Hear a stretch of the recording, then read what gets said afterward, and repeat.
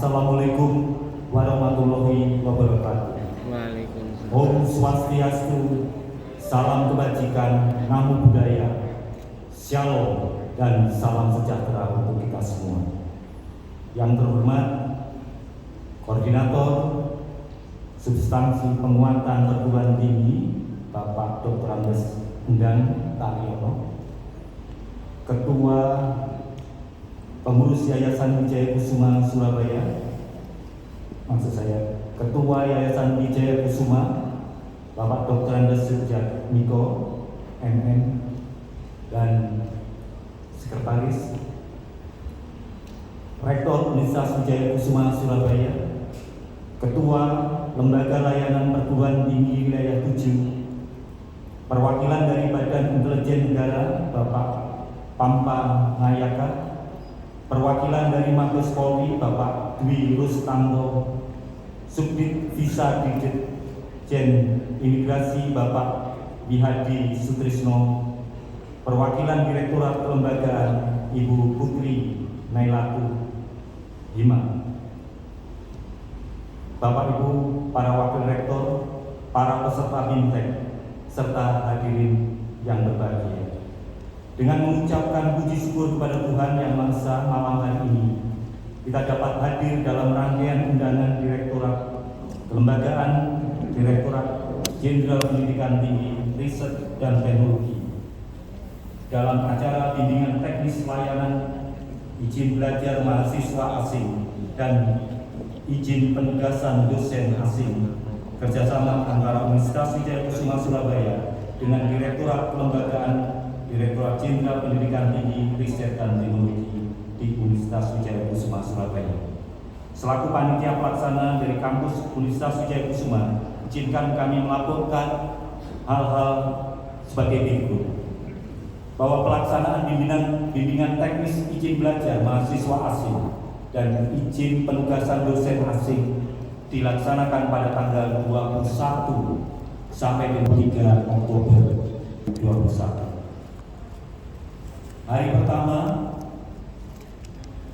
pada malam hari ini, pada tanggal 21 Oktober 2021, ada undangan gathering dengan Ketua Pengurus Yayasan Wijaya Kusuma dengan tema Penggelaran Budaya Majapahit dilaksanakan di Gedung Bangsa Pancasila Universitas Wijaya Kusuma Surabaya.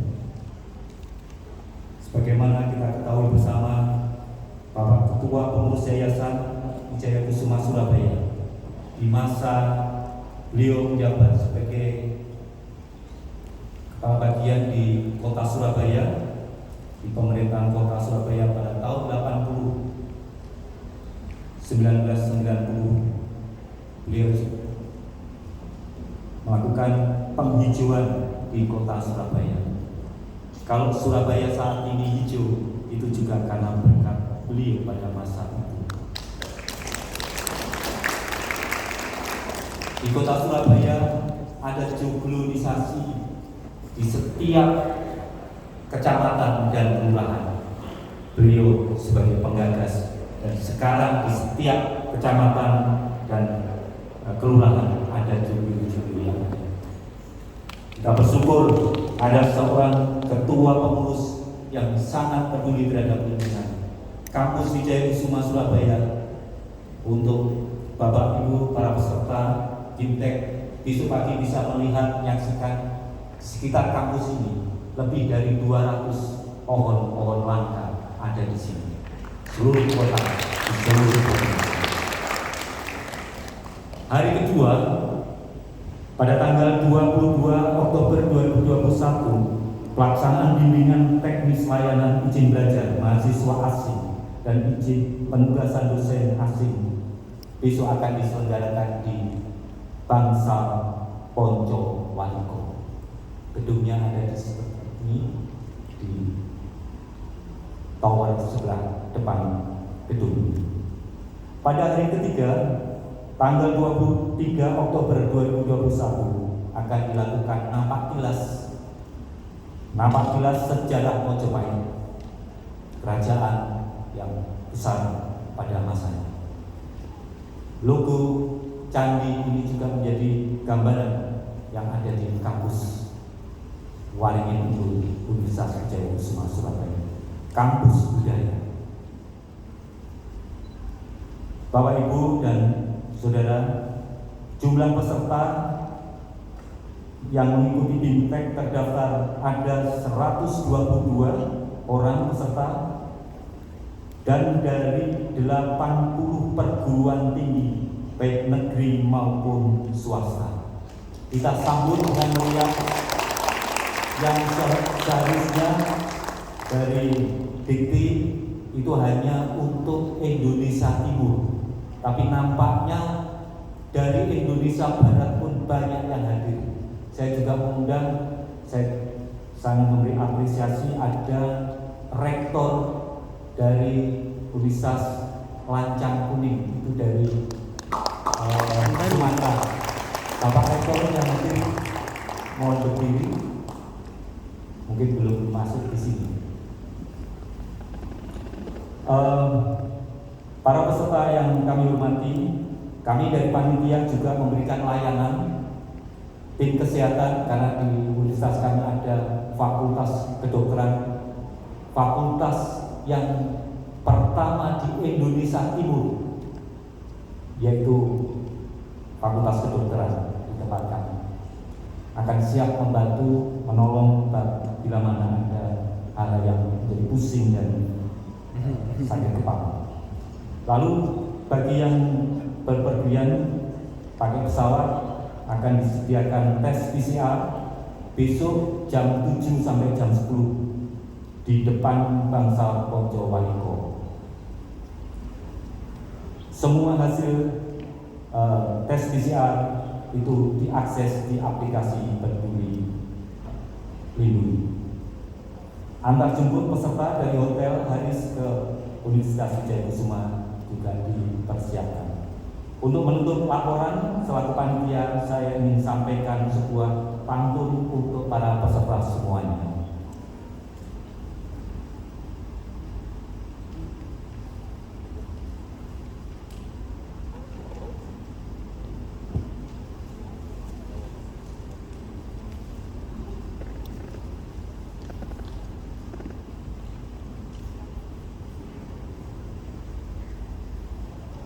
Jalan-jalan ke wisata bahari, pemandangannya dipenuhi bunga melati.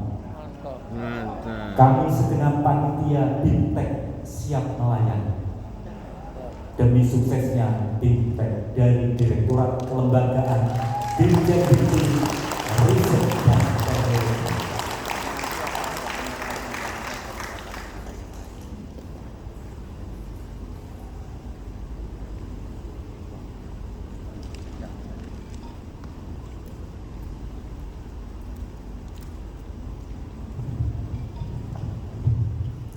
Bapak Ibu dan hadirin sekalian yang kami hormati, mudah-mudahan pantun yang baru saja disampaikan Bapak Ketua Panitia ini bisa menghilangkan pusing dan sakit kepala.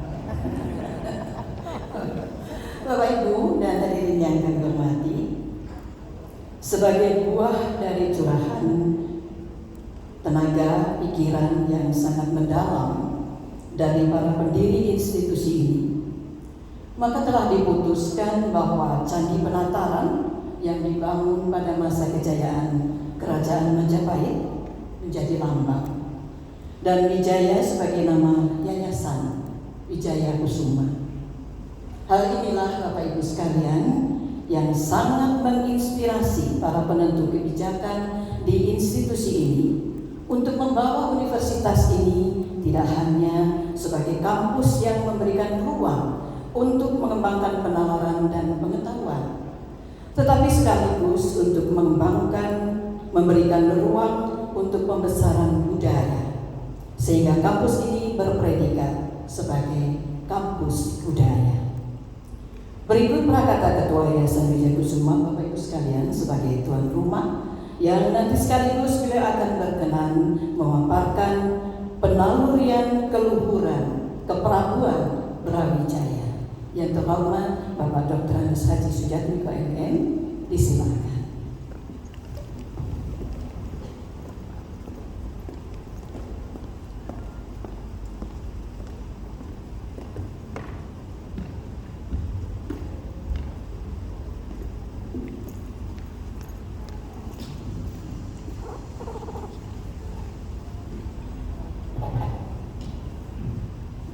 Assalamualaikum warahmatullahi wabarakatuh. Waalaikumsalam warahmatullahi wabarakatuh.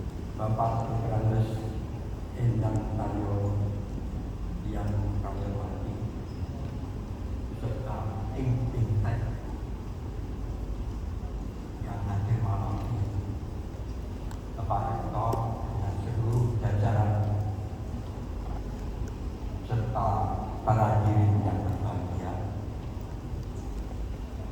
Sebagai tuan rumah, menyampaikan terima kasih dan rasa bangga mendapat tugas dari Pak diminta untuk menjadi Pak.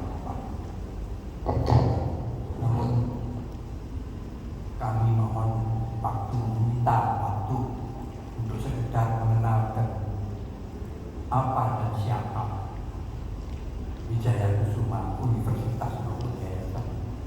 Karena kalau tidak dikenal maka tidak disayang. Tapi kami tidak akan berpanjang lebar. Mudah-mudahan tidak sampai 5 menit. Saya hanya menyampaikan intinya saja. Intinya agar kita tidak bingung apanya yang dikagumi cuma batu hitam, cuma nama Wijaya. Itulah yang akan kita sampaikan sehingga nanti jelas arahnya. Yang perlu kami sampaikan pertama adalah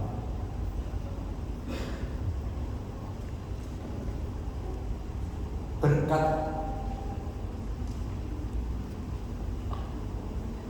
jasa para pendiri yang terdiri dari 3 putra Jawa Timur, semuanya purnawirawan abdi dan pejabat publik. Bapak Sunandar Priyosudarmo, mantan Gubernur Jawa Timur, Bapak Lego, Bapak Muhammad Said, mantan Ketua DPRD Jawa Timur.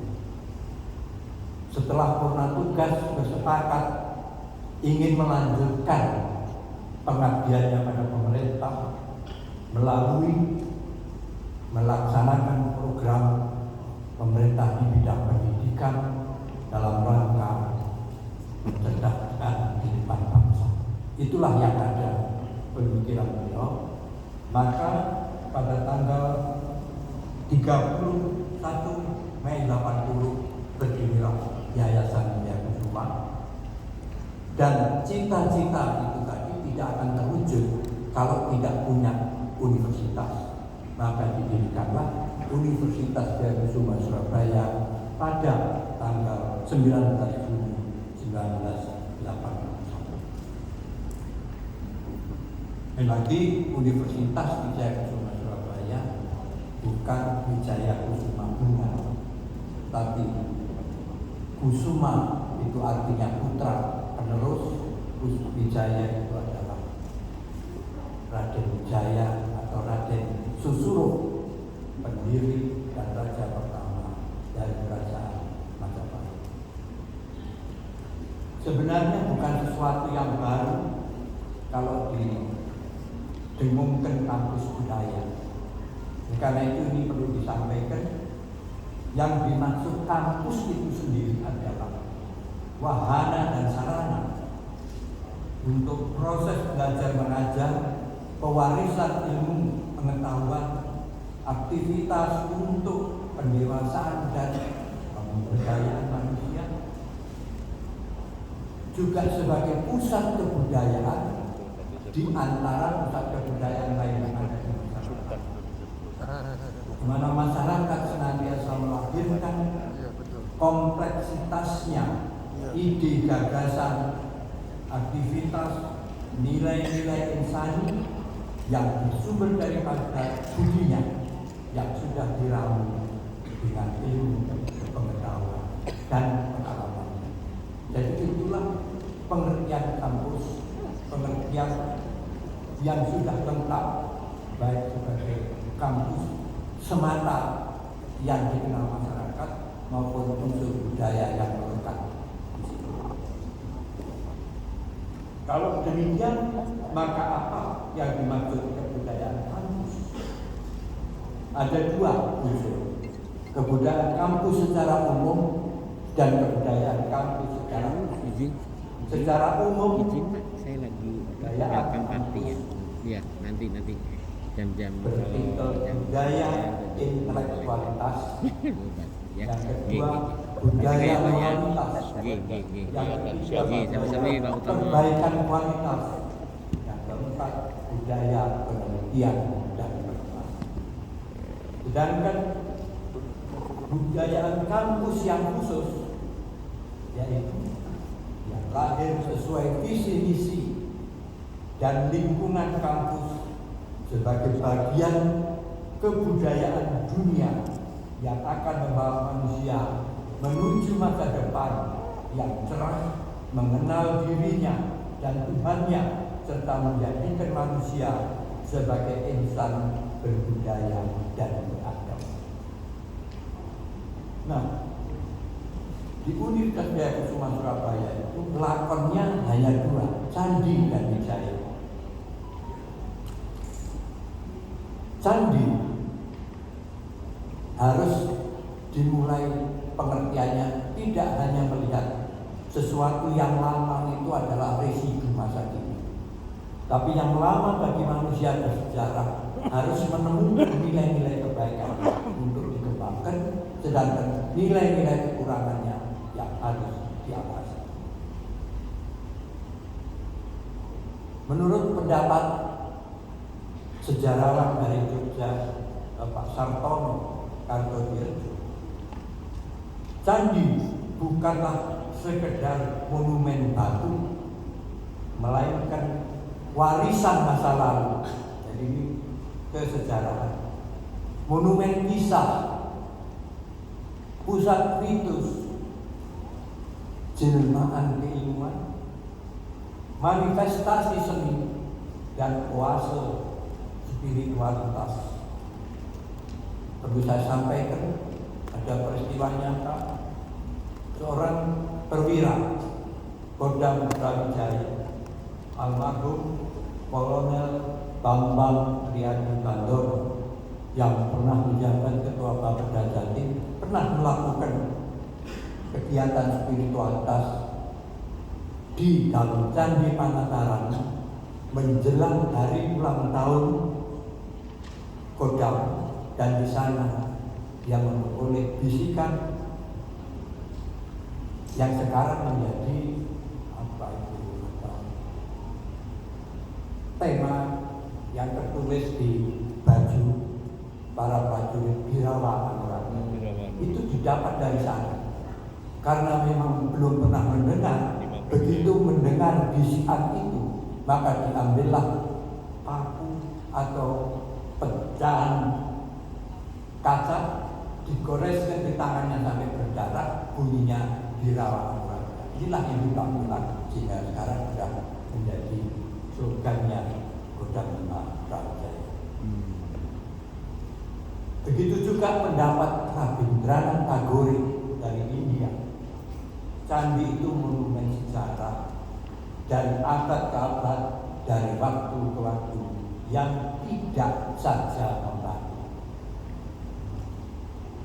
Sekarang Candi Penataran atau disebut juga Candi Palah, karena di sana ada prasasti yang namanya Palah. Itu menuturkan bahwa Candi Penataran itu berjiwa siwaistis, artinya penganutnya adalah Hindu Siwa, dan dibangun oleh 3 kerajaan. Kerajaan Kediri, diteruskan Kerajaan Singosari, dan terakhir adalah Kerajaan Majapahit hingga sekarang yang umpaknya bisa dilihat di Trawulan. Sekarang mengenai Candi Penataran dan Wijaya, lambang daripada universitas ini maupun nama yayasan maupun universitas ini merupakan idola, cita-cita pendiri agar setiap sivitas akademik Dayakusuma memahami dan menghayati pentingnya jati diri, teguh, tetap, tata, tanggung, tradisi. Intinya adalah hidup itu penuh perubahan, penuh permasalahan. Penyelesaian masalah di dunia itu tidak ada lain adalah kebersamaan. Kebersamaan tidak akan terwujud kalau tidak ada perekatnya. Perekat kebersamaan itu adalah jati diri. Mengapa teguh, tetap, tata, tanggung ini dan Trisila ini diangkat menjadi jati diri kewijayakusumaan? Karena ini adalah perilaku, budaya, kegiatan, kebiasaan sehari-hari dari Raden Wijaya. Itu adalah mempunyai watak teguh, tetap, tata, tanggung, tradisi. Teguh, kukuh artinya. Tetap artinya tidak mudah digoyah. Trisila. Dipuji yang lain lebih baik, tetap tidak berganti. Dicaci maki pilihannya jelek juga tidak mundur, karena memang mempertahankan pendirian itu harus tata, siap menghadapi bahaya, siap menghadapi ancaman. Sebaliknya, seorang yang sudah memutuskan sesuatu prinsip, artinya dia siap melapangkan dada, membuka hati, menjadi pelayan menjemput pemenuhan janji. Nah, dari teguh, tetap, tata itu kalau diterjemahkan nanti ada gangguan memuji, ada gangguan yang mencaci maki, maka filosofi jawabannya adalah dipuji tidak terbang,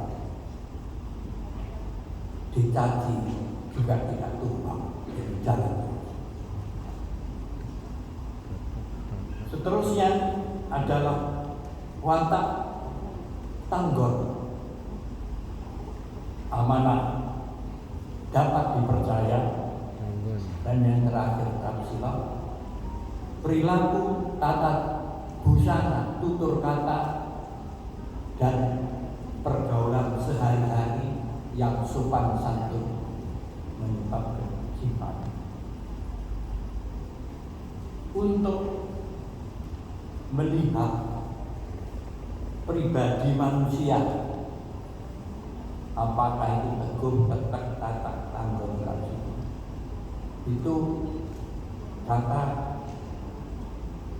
leluhur-leluhur kita bisa menggunakan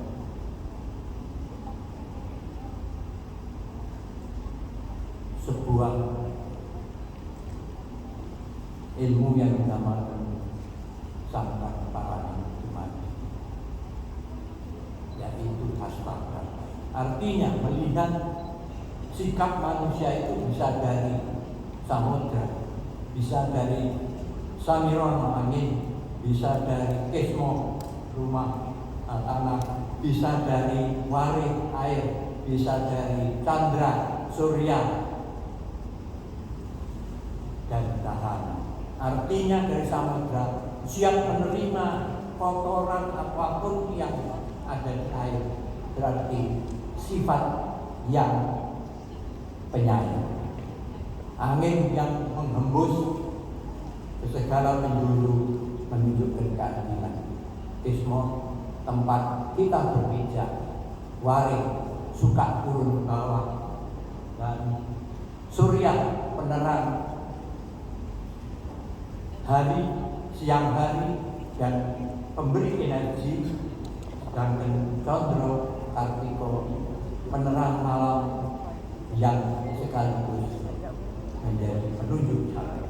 Dan terakhir Dahana, kemampuan untuk menghancurkan gangguan-gangguan sampai seakan-akan. Itu semua adalah kepribadian dia. Itulah semua yang menjadi idola para pendiri, sehingga para pendiri yang makan waktu berbulan-bulan untuk menemukan nama Yayasan Komunitas itu sebenarnya belajar ini semuanya. Sebab perlu disampaikan pula Kalau kita melihat silsilah daripada Raden Wijaya, luar biasa jiwa persatuannya. Kendedes, Tunggul Amuntung, Kendedes, Kenarto. Dengan Tunggul Amuntung punya putra Anusapati, terusnya.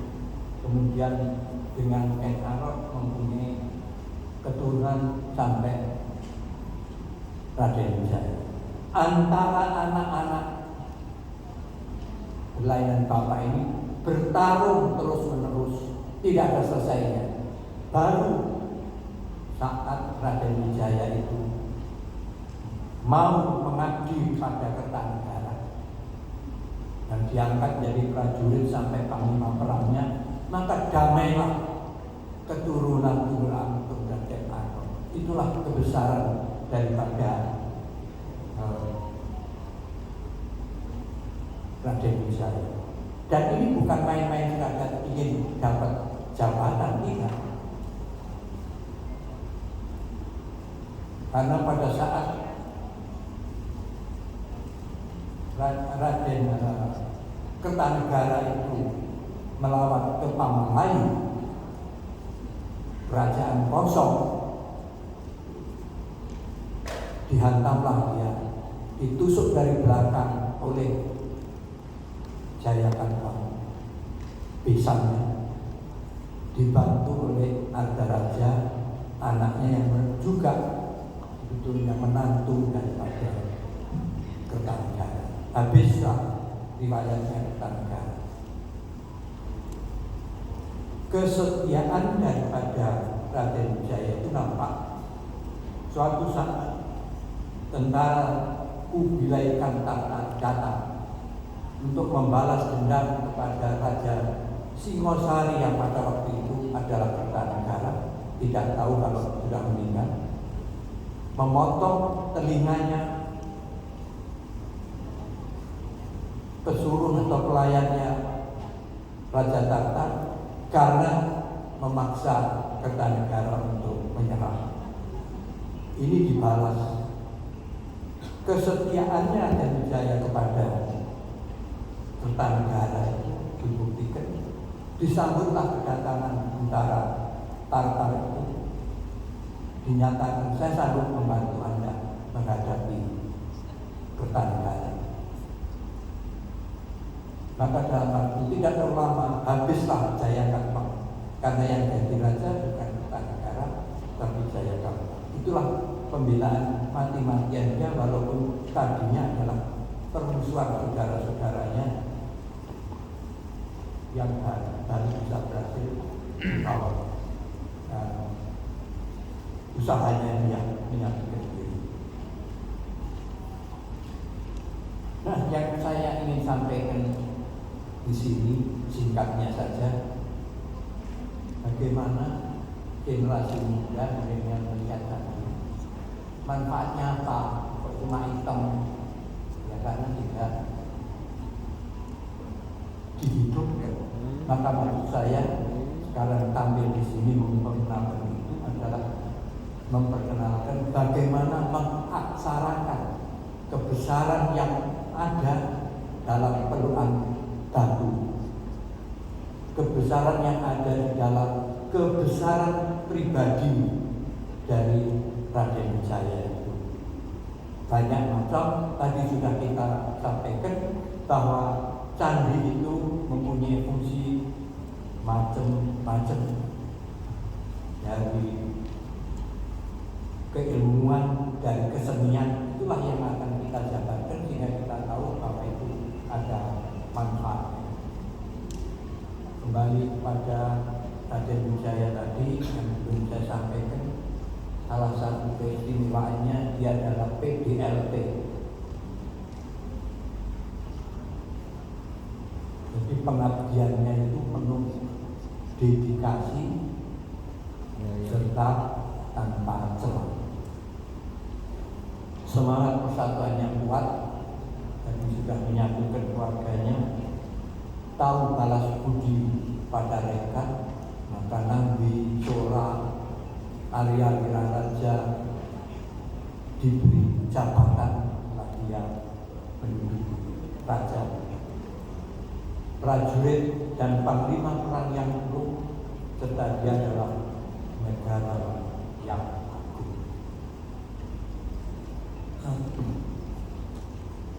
Pengaksaraannya sebagai berikut dan fungsi-fungsi candi tadi. Pertama, dari gambaran gedung ini bisa dibayangkan tahun 81 itu SD Impres. Jadi temboknya itu kawat harmonika. Baru pada tahun-tahun berikutnya 86 itu dikurangi supaya pantas disebut perguruan tinggi walaupun masih jauh, paling tidak di atas PAUD. Kemudian pada tahun 2000 sampai 2006 ini mulailah kita benar-benar membangun, dan 2008 wajah gedung utamanya itu kita renovasi. Puncaknya adalah tekad 2010 kita membangun tol dengan menerapkan perpaduan antara arsitektur budaya dengan arsitektur modern. Ini salah satu bentuk keilmuan dari Pak saya dengan janji. Pelaksananya merasa berat karena banyak sulit, banyak lepuk-lepuk, tapi mereka merasa puas setelah dapat menyelesaikan. Dan sebagai penghargaan pada waktu itu, Kepala PT Pos meminta kepada kami untuk diizinkan membuat perangko tahun 2010 menggambarkan tower pertama.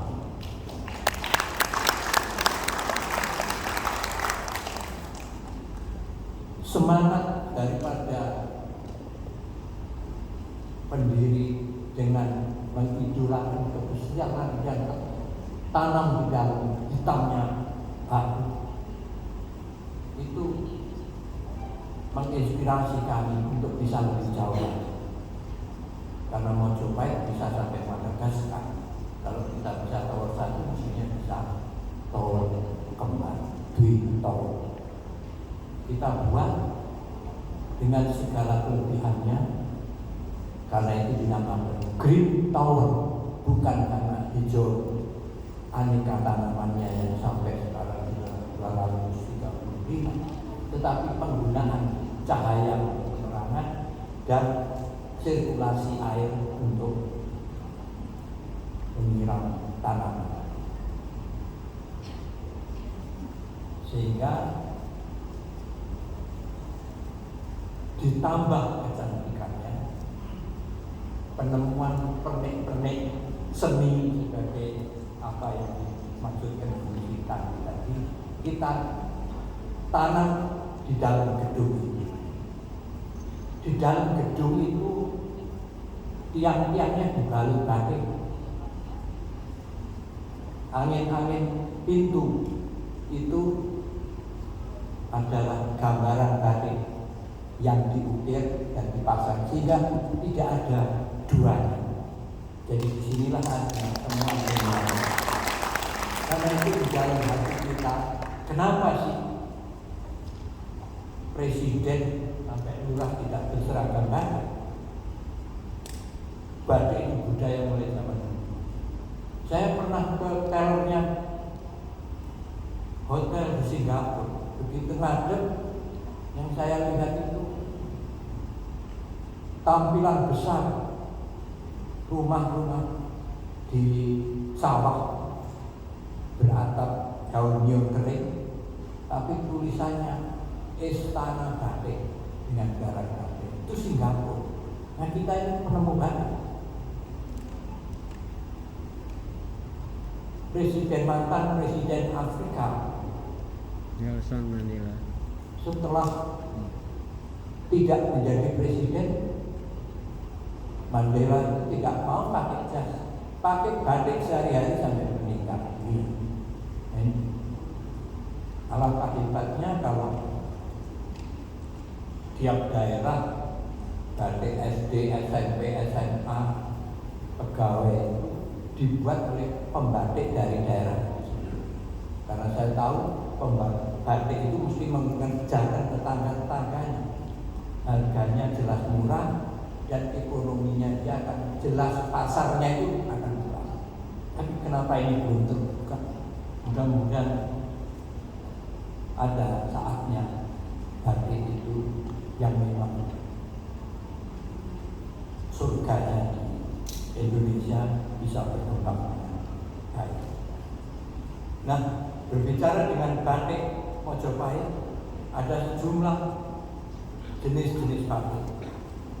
Tapi batik zaman dulu tentu saja warnanya dari tanaman-tanaman yang sekarang tidak ada. Dan disitulah semangat batik tadi saya asah, kemudian melahirkan batik yang diagem Pak Rektor Sulur Grimsing. Itu seragamnya Raja Majapahit. Sulur Dowo panjang timur, Grimsing Suruh ya, suruh. Gelincang. Kalau panjang timur pasti jauh dari sana. Itu antara lain. Kemudian untuk seragam Sulur Tembak Suni Cilencer sebelahnya. Jadi sulit untuk dikatakan jelek kalau tidak dikatakan sangat baik. Dari batik terinspirasi membuat relief gedung-gedung tangga bangsal ini maupun tepi-tepi daripada pintu itu adalah gambaran batik yang dibuat dari paduan semen dan serbuknya marmer atau granit. Kerasnya luar biasa. Nama Mojopahit menurut NH-nya berasal dari buah mojo yang diharapkan dapat menyegarkan orang-orang yang babat alas tarik karena panas, melihat warna hijau kuningan pasti segar. Ternyata setelah diminum pahitnya luar biasa. Mojo. Daerah tarik itu menjadi Mojopahit. Di sanalah kerajaan Mojopahit yang bisa ditengok nampak. Kemudian kita tampilkan pula di sini tanaman kecimpring. Ini anugerah Tuhan. Alam diisi berbeda-beda, tetapi semuanya ciptaan Tuhan. Jadi mereka yang berbeda itu harus bersatu bersama agar bisa memajukan semuanya. Kecimpring itu kecil, tapi kalau manusia mau merawat, dia itu obat daripada kelancaran saluran buang air kecil. Dia pembuang O2 yang itu bisa dipakai manusia. Sedang manusia bisa melepaskan CO2-nya, CO2 itu dimakan kecimpring. Ini contoh kecimpring saya anggap mewakili tanam. Karena itu dalam rangka lomba Eko Kampus beberapa tahun yang lalu, program UIK itu yang kecimpring dengan kepanjangan keluhuran jiwa. Kalau orang mau mengenal Tuhan, memelihara kecimpring atau nama lainnya, maka insya Allah akan dicapai. Itu maka UIKS menjadi juara kedua Eko Kampus.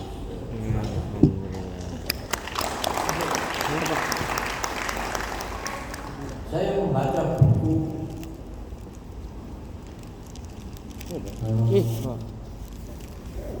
terakota.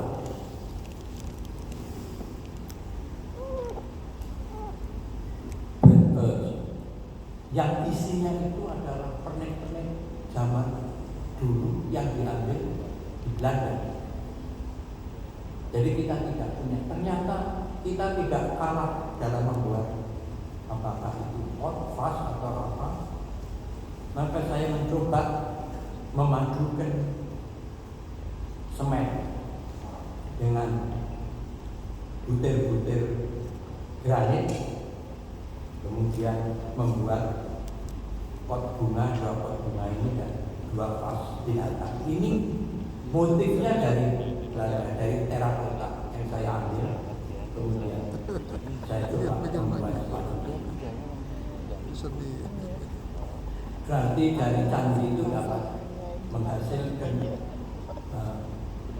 berbagai barang yang bermanfaat. Masih terus kami mengaksarakan kebesaran Raden Wijaya dan kawan-kawan itu dalam bentuk setiap acara akademis seperti wisuda kita selalu mengadakan prosesi Raden Wijaya. Dan beberapa tahun ini kita tambah dilengkapi dengan yang tadi ditarikan, yaitu Bedoyo Mojopahit. Penarinya 9 itu ada artinya apa 9?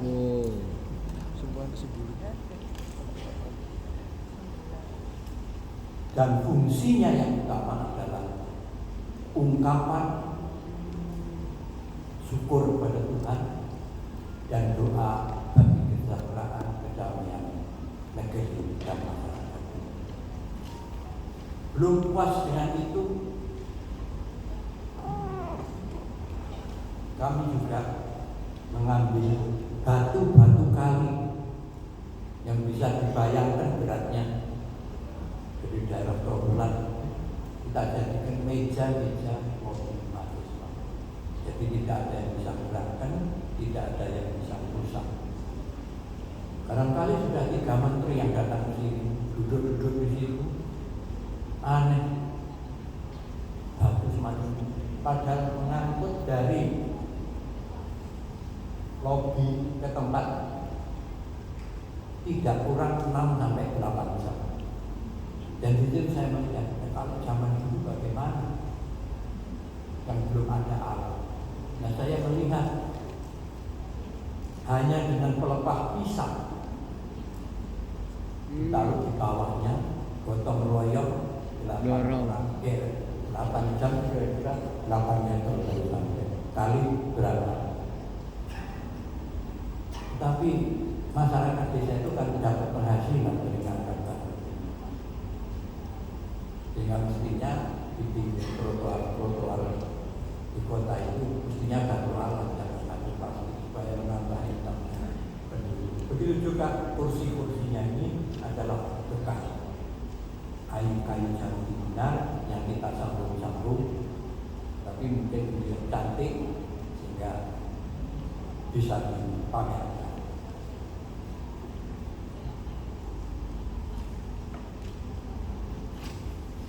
Nah, di sini kita melihat langkah-langkah yang mengaksarakan itu tadi, membuatkan sertifikat muri rekor nasional sebagai pelaksana pengembangan ke Mojopahitan, dan tahun berikutnya rekor muri internasional juga dalam pembuatan pagar Ratu Bogor depan Polsek. Karena ini yang terpanjang, terbesar dalam ukuran 15-22 meter. Di Polsek mana tuh? Sejalan dengan fungsi Batu merah, dari bata merah. Candi sebagai keilmuan, maka di dalam candi itu berisi perpustakaan ke Mojopahitan. Sudah ada 110 buku yang bisa dimanfaatkan, dan ini dinikmati berapa bulan yang lalu untuk syuting film judulnya Loro Ati. Aktor ini mudanya adalah baru, yang mungkin tahun-tahun depan sudah bisa tampil di sini, di candi ini dia syuting, mampir di biasa. Itulah barangkali sekedar pengenalan kami agar supaya hubungan yang terjadi malam ini yang begitu akrab membuahkan esok semangat kerja yang bagus, sukses selalu, tetap selamat, dan berbahagia kita semua. Assalamualaikum warahmatullahi wabarakatuh.